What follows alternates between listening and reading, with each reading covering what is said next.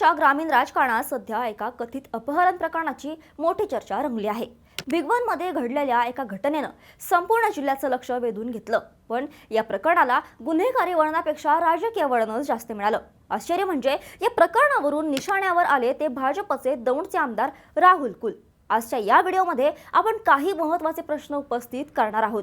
घटना भिगवणमध्ये घडली, तर मग दौंडच्या आमदारांना यात का खेचलं गेलं? स्वतःच्या सरकारच्या विरोधात भूमिका घेणारे भाजपचे दुसरे आमदार गोपीचंद पडळकर यांच्या भूमिकेमागे काय गणित होतं?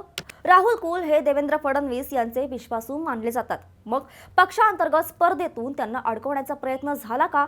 आणि सर्वात महत्त्वाचं म्हणजे पीडित मुलीच्या जबाबाने या संपूर्ण प्रकरणातील हवा कशी काढून घेतली? या सर्व प्रश्नांची उत्तरं आज आपण या स्पेशल एक्सप्लेनर व्हिडिओमध्ये शोधणार आहोत, त्यामुळे हा व्हिडिओ शेवटपर्यंत नक्की पहा।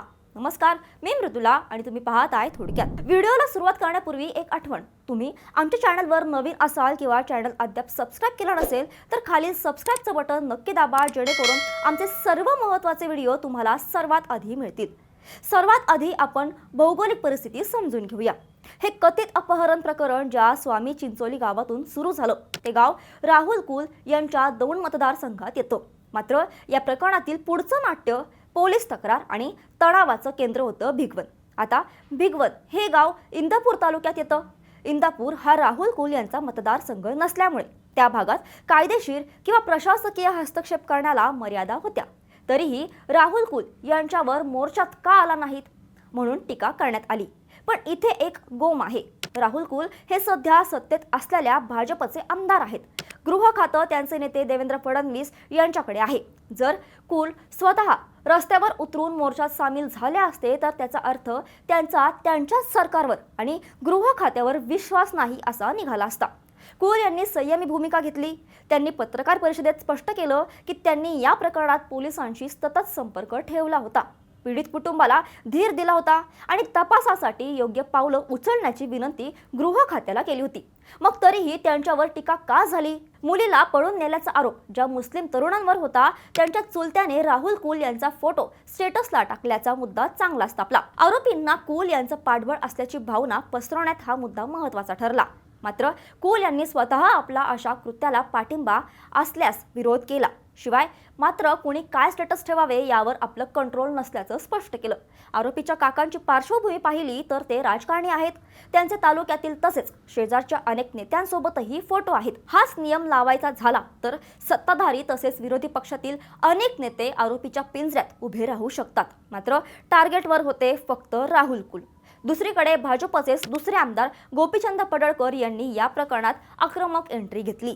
पडळकरांनी घटनास्थळी धाव घेतली, भाषणं ठोकली आणि पोलिसांच्या भूमिकेवर प्रश्नचिन्ह उपस्थित केलं। आता इथे विचार करण्यासारखी गोष्ट अशी आहे की पडळकर सुद्धा त्याच सत्ताधारी पक्षाचे आमदार आहेत, ज्या पक्षाचे गृहमंत्री आहेत। पडळकरांची ही कृती म्हणजे एक प्रकारे देवेंद्र फडणवीस यांच्या कार्यक्षमतेवर प्रश्नचिन्ह उपस्थित करण्यासारखी नव्हती का? आपल्या सरकारच्या गृह खात्यावर पडळकरांचा विश्वास नाही का? हा प्रश्न या निमित्ताने राजकीय वर्तुळात चर्चेला जाऊ लागला। आता आपण मूळ मुद्द्याकडे वळूया। राहुल कुल यांना टार्गेट करण्याचं मुख्य प्रयोजन काय होतं? याच्या मुळाशी गेलं तर दिसतं ते म्हणजे स्थानिक राजकारण आणि पक्षांतर्गत स्पर्धा। राहुल कुल हे देवेंद्र फडणवीस यांचे अत्यंत विश्वासू सहकारी मानले जातात। त्यांचा राजकीय प्रवास पाहिला तर त्यांनी पक्षासाठी अनेकदा तडजोड केली आहे। 2014 मध्ये भाजपने दौंडची जागा मित्र पक्षासाठी सोडली। राहुल कुल यांनी तक्रार केली नाही, त्यांनी रासपच्या तिकिटावर ही निवडणूक लढवली। पुढे कुल यांना मंत्रिपदाची संधी असताना देखील महादेव जानकर यांनी मात्र ते मंत्रिपद स्वतःच्या पारड्यात पाडून घेतलं। पुढच्या विधानसभा निवडणुकीत रासपचा फॉर्म भरायला निघालेल्या कुल यांना ऐनवेळी भाजपचा एबी फॉर्म भरण्याची सूचना करण्यात आली। 2019च्या लोकसभा निवडणुकीत पत्नी कांचन कुल यांना थेट सुप्रिया सुळेंविरोधात लढायला लावलं, तेही फक्त एक महिना आधी आणि काहीही तयारी नसताना। 2024 मध्ये देवेंद्र फडणवीस यांनी दौंडमध्ये भर सभेत कुल यांना मंत्री करतो म्हणून शब्द दिला, पण हा शब्द पाळला गेला नाही। तरीही कुल डगमगले नाहीत। एवढं सगळं असूनही राहुल कुल भाजपमध्ये पाय रोवून उभे आहेत, पण दौंडमधील भाजपचेच काही जुने पदाधिकारी त्यांना बाहेरून आलेले मानतात। त्यांना खाली खेचण्याची संधी शोधणाऱ्या शक्तींनी या कथित अपहरण प्रकरणात राहुल कुल यांच्या प्रतिमेला धक्का लावण्याचा प्रयत्न केल्याची चर्चा आहे। या प्रकरणातील आणखी एक महत्त्वाचा अँगल आहे गोपीचंद पडळकर यांचा।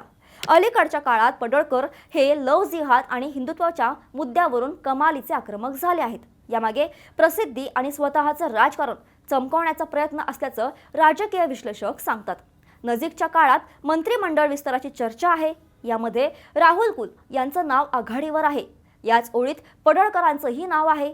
जर राहुल कुल यांची प्रतिमा डागळली तर त्याचा थेट फायदा पडळकरांना होऊ शकतो। तसेच अजित पवार यांच्यानंतर पुण्याच्या ग्रामीण भागात नेतृत्वाची जी पोकळी निर्माण झाली आहे ती भरून काढण्याची क्षमता ज्या काही नेत्यांमध्ये आहे त्यामध्ये कुल यांचं नाव घेतलं जातं। पुण्याचं तसेच पुण्याच्या ग्रामीण भागाचं नेतृत्व करू इच्छिणाऱ्या काही नेत्यांना कदाचित कुल यांचा हा उदय खूपच असावा। त्यामुळे काटा काढण्यासाठी ही नियोजनबद्ध टार्गेट होतं का असाही प्रश्न या निमित्ताने उपस्थित होतो। मात्र राहुल कुल यांची प्रतिमा मलिन करण्याचा हा प्रयत्न शेवटी एका गोष्टीमुळे फसला। ती गोष्ट म्हणजे सत्य। पीडित मुलीने जेव्हा कोर्टात जबाब दिला तेव्हा या प्रकरणातील सगळी हवास निघून गेली। मुलीने मान्य केलं की तिचं प्रेम प्रकरण होतं। ती स्वखुशीने मुलासोबत गेली होती। तिचं अपहरण झालं नव्हतं। डोळ्यात मिरची पोट टाकल्याचा दावाही पोलीस तपासात खोटा ठरला।